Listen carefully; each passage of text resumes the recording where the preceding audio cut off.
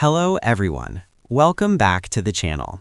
In today's video, I'll show you how to upload a project to GitLab step by step.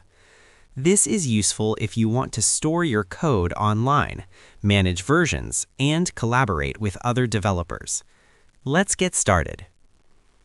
GitLab is a web-based platform that helps developers manage repositories, track issues, and collaborate on software projects using Git. Here's how to upload a project to GitLab. Step 1. Log in to GitLab. First, open your browser and go to the GitLab website. Sign in using your account credentials. Once logged in, you will see your GitLab dashboard. Step 2. Create a new project. Click the New Project button. Then select Create Blank Project. Enter a project name, choose visibility, private or public, and click Create Project. Step 3. Open your project.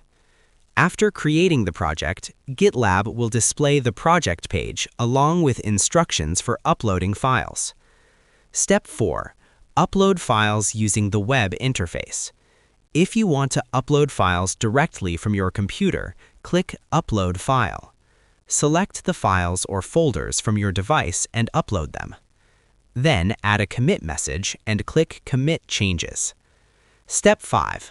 Upload project using Git optional. If your project already exists on your computer, you can upload it using Git. Open the terminal or command prompt and navigate to your project folder. Initialize Git with the following command: git init. Next, add the files: git add dot.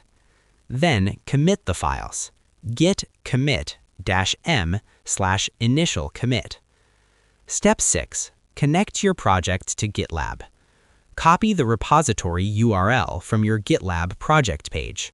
Then run the following command: git remote add origin repository URL. Step 7.